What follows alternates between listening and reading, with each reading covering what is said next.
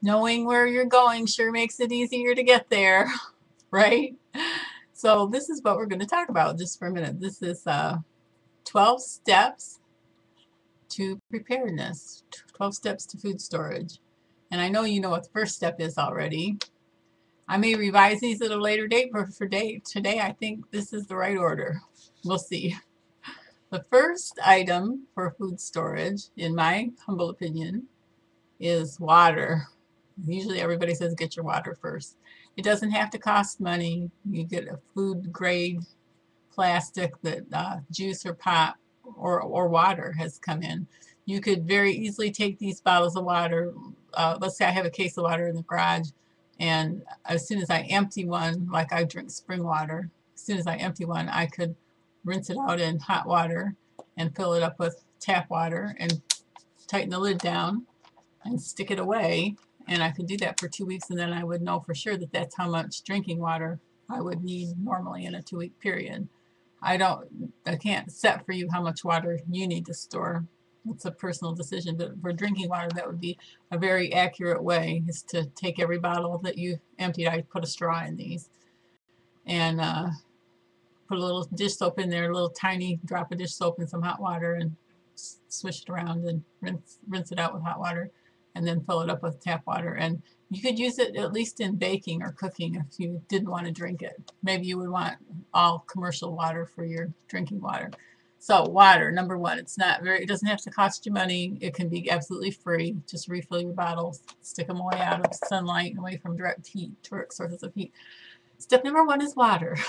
You may want washing water. You may want to fill up your empty you may want to fill up your empty liquid dish. No, I can't say it straight.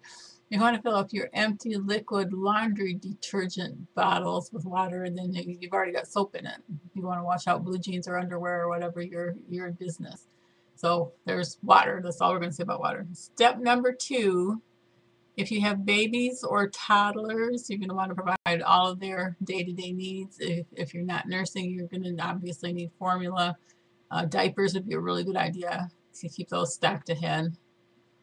And in the step number two, I would also include any medications, um, prescription or non-prescription. And if you take supplements that you think are important, you might want to include that in step two. So step two is baby foods, formula, diaper, medications. In toddlers, if you have toddlers that won't eat the foods you have in storage and they will eat peanut butter, whatever your toddlers will eat on a regular basis, make sure you provide for them. So step number two is the kids and the medications and the supplements. Now step number three is going to seem out of order, but I have a reason for that.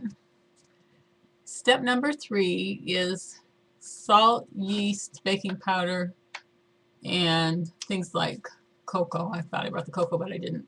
This is actually a 2-pound container of yeast, and this has lost its vacuum seal, but it's still sealed. I just took it out of my freezer. I thought these were 1 pound, but I think they come in 1 and 2 pound, but that was a 2-pound container of yeast. So you can buy it. There's several different brands. You can buy it in larger containers and toss it in your freezer, and it'll be good for 10 or 20 or 22 or 23 years. So the reason I have salt, yeast, baking powder, cocoa, those kind of extracts, flavorings, those kind of things for step number three is because they're inexpensive. For just a small amount of money, you can have your baking powder. I should have dragged it in here. I had a big container of baking powder, bigger than about that size, but in a clear plastic container that I got from Sam's Club for less than $6, I'm pretty sure. It might have been cheaper than that. But it was, two or three of those would last me a year, even if I was baking every day. So cheap. Salt, yeast, baking powder, cocoa, those kind of things is step number three. Because it's cheap, because you can get your salt for cheap, you can get your yeast for 10, 12, 15, $20. You can get enough yeast to last you a good long time. Salt, baking powder, yeast. Okay, step four. The reason this might seem kind of out of order too, but the reason I'm doing this is because it's an essential thing and it has to fit someplace. So I'm going to put it four. You could combine step 4 and 5, or you could switch them if you want to. But step 4 would be oils, fats. I'm trying to read what I wrote here. All things like butter, oils, fats, butter, spices. And then also, because these are, it's not going to cost you an arm and a leg. A big, good sized bottle of oil is about $3. If you get it on sale, or Dollar General has a really good price on Crisco oil last time I checked. Oil, fats, spices, and then a little bit of fuel. And I'm going to put fuel in two separate categories, at least like a few buddy burners or a camping stove, some candles, a little bit of fuel, just at least for cooking and light, if for nothing else. Step 5 could be interchanged with step 4. And read my writing again. Okay, flour, grains, and oats are all in the same category. I'm trying to read what that other word says. Oh, I see. In the recipe that I use, I need about 1 pound of flour for a good sized loaf of French bread. And I just can't say enough about the French bread. Everybody's probably sick of hearing that, but Great Depression video 5 has all the French bread information, and it's simple to do. You can't screw it up, no fail, but it's about 1 pound of flour for a loaf of bread. It doesn't have to be French bread. You can put it in pans. I'll move on to step 6. I'm going to put garden seeds in 2 different categories, and I feel very strongly about this. The cheap seeds that you should have just so you have some garden seeds is going to be step number 6. I've talked about Dollar General has them for, they probably still have a few for 3 for $1. Dollar Tree has them 4 for $1. So get some, a lot of places carry them as to get people in the door. I've seen them at lumber stores.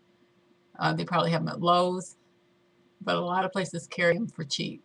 So you can get 3 for $1, 4 for $1. So at that price, at 4 for $1, if you just put $5 into garden seeds, that would give you 20 packages. $10 into garden seeds would give you 40 packages. That's a lot of food. If you planted all the seeds in all those packages, that's a lot of food. So for $5 or $10, that's going to be step number 6. You can bump that up to step number 1 if you want to, but it's got to be someplace in the top few because it's a little bit of money for a whole lot of potential. So cheap garden seeds is step number 6. Step 7 is going to be canned goods of all kinds. Hopefully some that are meals, like maybe canned spaghetti, SpaghettiOs, hash, stew, beans and hot dogs come in a can, anything that resembles a meal. Canned goods, fruits and vegetables of all kinds, step 7. Step 8, I'm going to put it all, I don't have it in here, I put it all in a category by itself. And to me, that's potato flakes. Now, for you, it might be rice. For you, it might be, how do you say that? How do you say that? Anyways, it might be the corn flour you make tortillas out of. But whatever your main staple is, potato flakes, we probably have potatoes 2 or 3 times a week. So, and they're ultra cheap. I can still get them for $1 to $1.19 for a 13-ounce box. Step number 8 is whatever your staple is. Whatever you eat a lot of, if it's rice or even you could put beans in that category. I have dried fruits and vegetables and canned meats in step number 9. We're going from highest priority to lowest priority. My highest priority is water. We're working our way down. Step number 9, canned meats, dried fruits, or vegetables. Step number 10 in my book is going to be desserts. Oh, I didn't lift up any of this stuff. Here's your canned goods. Okay. If your kids will only eat corn, it's not really a vegetable, but if that's all they're going to eat, get some corn. And dried pineapple I got for $1.50 at Dollar General for the dried fruits. The dessert, I always got plenty of something around. Deluxe brownies. That's what that says. Oh, it's just dark chocolate brownies. Lemon pudding mix for pie filling. Oh, I'm going to lose it here. And okay, so we're at step number 9. I don't have my cheesecake mix out here, but there's some cheesecake in the freezer. Cheesecake is high on my list of priorities too. Dessert and luxury foods, those are very, very important. You can bump some of those up the list higher if you want to do that. They're very important for the morale. If you don't agree with that, I want you to watch the appetite fatigue video. Some of you are probably tired of hearing me say that because I'm tired of hearing me say that. Step number 11 is going to be paper products and cleaning supplies and things such as soap, deodorant, shampoo, toothpaste, lotion, things of that nature. And then, oh, I forgot one. In step number 9, I also would include with the meats and the dried fruits and so forth, I would include dinner mixes. Even if you don't have hamburger in your freezer, you could buy some beef TVP or canned beef or whatever and throw it in with this. Canned beef chunks, but something that's going to resemble a meal. I have a story about that, but it'll wait. And then step number 11 was paper products and cleaning supplies, soap, deodorant, shampoo, toothpaste, dish liquid, dishwasher detergent, feminine supplies, all that kind of thing. Step number 12 for me would be longer term storage for the long haul, including the stuff in your number 10 cans you can throw in anytime you want to. But if you have things that are packaged with oxygen absorbers in number 10 cans, they're going to have a 20, 25, 30 or over year shelf life. And then I would include things such as fruit trees and grapevines, generator, and then more fuel for the long term for heating and that kind of thing. So that you can rearrange this according to your own needs, wants, desires. I like to keep a little bit of canned milk on hand. I think I called this condensed milk before, but it's evaporated milk. And I paid like 69 cents for this. I have bought some for 49 or 59. You usually have it on sale around Thanksgiving time. Also, in your longer term storage, if you have a freezer, I'm so thankful that we got another one. I talked about that in an earlier video, but our freezer died. We got a replacement for it, and in about 10 days from the time I got it, it's almost completely full, and it's such an incredible feeling to know that I've got beef roast and pork chops and beef ribs and sausage and chicken and pizza, butter, all that stuff in the freezer. So now we're up to 13 minutes, and I think that might be a record. No, I think I got one that's longer than that. I really am starting to run out of topics. I didn't think that was possible. I looked over, I still have some on paper, but it's not anything I'm in the mood to do right now. If you have any questions, I may or may not know the answers, but let me know if there's anything that I didn't cover. These videos might start getting fewer between because I'm up to almost 200 videos now. And I suppose the ideas will continue to come, but I'm kind of running into a dry spot now. I won't promise that I'm going to quit. But if you have anything that you'd like to talk about, let me know. Someday I might read you my dream list or my wish list of the things that I don't have or don't have enough of or don't have. I might do that. Maybe I'm not running out of topics. I wish you every good thing. I just can't tell you how strongly I feel about this. It's been, it's not an obsession with me, but it's a lifelong pursuit.